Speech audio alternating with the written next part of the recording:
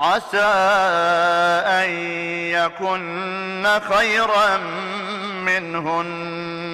کۆمەڵی دادگەری کوردستان وەک هێزێکی ڕەسەن و هەڵگری پەیامی پیرۆزی ئیسلام لە 24 ساڵی تەمەنیدا هۆشیارکردنەوەی کۆمەلگا و پاراستنی بەهاباڵاکانی بە ئەرچی هەمیشەی خۆی زانیوە.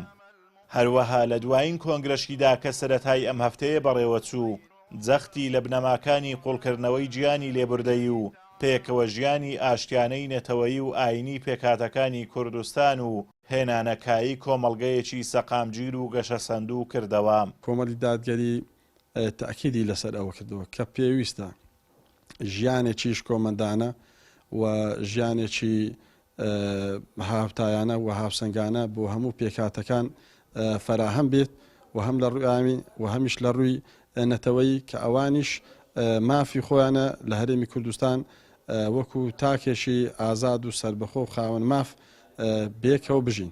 زەرورە وەکو کۆمەڵ لەدە ڕابردوش کاری لەسەر ئەوە کردوەکەەوە ئەو بەها باڵا و بەرزانە ئیشیان لەسەر بکرێ بەهێز بکرێن لەناو کۆمەڵگە بمێننەوە گرنجیان پێ بدرێت لە داهاتوش بە هەمان شێوە کۆمەڵ وەکو هێزێکی ڕەسەنی هەڵقوڵاوی ناو ئەو کۆمەڵگەیە زەرورکە لەسەر ئەو بکەکەوە ئەو بەها باڵە بەرزانە ئەو ڕەوشتە جوانانە ئەو هەتا کولتوری ڕەسەن وەکو دەڵی گرنگی زیاتری پێ بدرێ زیاتر بەهێز بکرێن ناو کۆمەڵگە بە زیندوی بمێننەوە.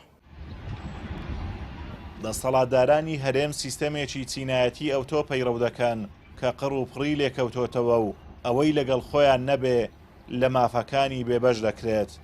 بەڵام کۆمەڵ کوردستان بەهی هەمووان دەزانێت و جەخت لە ژیانی ئازاد و شکۆمەندانە بۆ سەرجەم دانیشتوانی دەکاتەوە. کۆمەڵ ئەم هەرێمە وەکو یەک ماڵ سەیر ئەکات، وەکو دانیشتوانی هەرێمی کوردستان وەکو یەک خێزان سەیر ئەکات. چۆن خێزانێک ئەبینی لە ماڵێک ئەژیت هەمووان ماک و مافی خۆیان هەیە و دەبی بەهرەمەند بن لەو ماڵە لەو ژیانە. کۆمەڵ بە پێویستی زانی کە ئەبێت خەڵکانی هەرێمی کوردستان بە هەموو پێکاتەکانەوە ئەو خاک و نیشتیمان و سەرت و سامان هەمووی ئەو خەڵکەی هەموو تێدا بەشدارە، هەموو تێدا هاوبەشە. تەنها بۆ چینێک نییە، بۆ توێژێک نییە، بۆ حیزبێک نییە، بۆ لایەنێک نییە، بۆ بنەماڵەیەک نییە. کۆمەڵ جەخت لەو ئەکاتەوە ئەبێت هاونیشتیمانیان لەم کوردستانە و کوماڵی گەورەی هەمان وایە هەمویان بێکەوە تێدا بژین و لە خێر و بێریدا بەهرەمەند بن و سوودمەند بن.